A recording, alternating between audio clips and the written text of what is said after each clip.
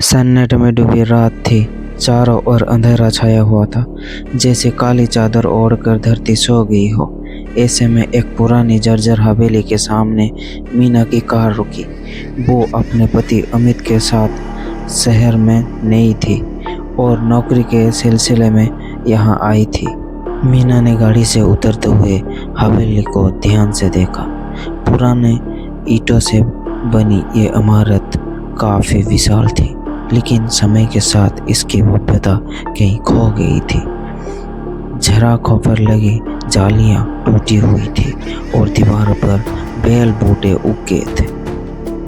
क्या यही वो जगह है जहां हमें रहना है? मीना ने अमित से पूछा। उसकी आवाज़ में चिंता हलक रही थी। अमित ने उसका हाथ थामा और कहा, हाँ यही है। मुझे पता है कि ये थोड़ा पुराना है, लेकिन किराया कम है और जगह बहुत है। हम इसे धीरे धीरे ठीक कर लेंगे। मीना ने सिर हिलाया, लेकिन उसके मन में एक अजीब सी बेचैनी थी। वो अपना सामान लेकर हवेली के मुख्य द्वार की ओर बढ़े। जैसे ही अमित ने दरवाजा पर हाथ रखा, एक तेज हवा का झोंका आया और दरवाजा अपने आप खुल गया। अंदर का दृश्य और भयावह था। धूल और मकड़ी के जाले हर जगह फैले हुए थे। फर्श पर पड़े कालीन फटे हुए थे और दीवारों पर टंगी तस्वीरें टेढ़ी हो गई थी। मीना को लगा जैसे तस्वीरें में बने चेहरे उन्हें घूर रही हो। अचानक ऊपर की मंजिल से एक आवाज़ आई, जैसे कोई भारी चीज़ गिर गई हो। मीना चौंक गई और अमित से चिपक गई। वो क्या था? उसने कांपती आवाज़ से पूछा। अमित ने उसे सांत्वना देते हुए कहा, शायद कोई खिड़की खुली रह गई होगी और हवा से बंद हो गया। मैं जाकर देखता हूँ। लेकिन जैसे ही अमित सीढ़ियों की ओर बढ़ा, उन्हें फिर से वही आवाज़ सुनाई दी, इस बार और भी तेज।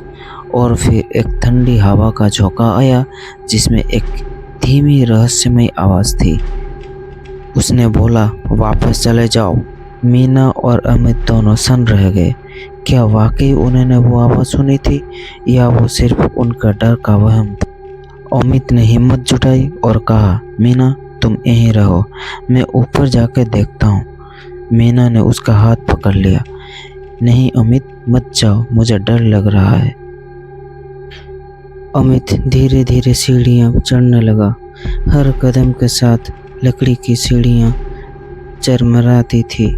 ऊपर पहुंचते ही उसने देखा कि एक कमरे का दरवाज़ा खुला हुआ था। वो सावधानी से उस कमरे की ओर बढ़ा। कमरे में घुसते ही उसे एक पुरानी अलमारी दिखाई दी, जिसका एक दरवाज़ा खुला हुआ था। उसने अलमारी के अंदर झांका और चौंक गया। वो एक पुरानी गुड़िया पड़ी थी, जिसकी आंखें अजीब तरह से चमक रही थी। अचानक अलमारी का दरवाज़ा बंद हो गया और कमरे की खिड़कियां जोर से हिलने लगी। अमित घबराकर कमरे से बाहर भागा। मीना, हमें यहाँ से निकलना होगा, वो चिल्लाया। लेकिन जब वो नीचे पहुंचा तो मीना वहाँ नहीं थी। वो हर जगह खोजने लगा, लेकिन मीना कहीं दिखाई नहीं दिया। तभी उसे एक आवाज़ सुनाई दी, अमित मदद करो, मदद करो।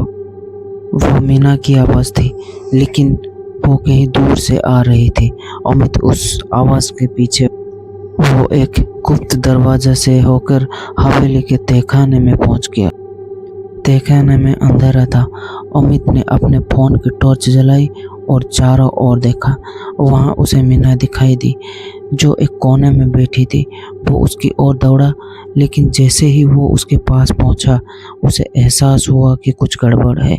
मीना की आंखें खोली थी, जैसे उसमें कोई जान ही ना हो। अचानक सीमा की आवाज़ में कोई और बोला, तुम यहाँ नहीं आना चाहते थे, लेकिन अब तुम नहीं रहोगे हमेशा के लिए। अमित पीछे हटा, लेकिन तभी तहखाने का दरवाज़ा बंद हो गया। वो फंस गया था। दूर कहीं घड़ी की टिक टिक सुनाई दे रही थी और उसके साथ एक भयानक हंसी गूंज रही थी। अमित और मीना दोनों इस पुरानी हवेली के रहस्य में खो गए थे, जहां से शायद कोई वापसी ना हो। कहानी यहीं समाप्त होती है, एक रहस्यमय और डरावने के अंत के साथ।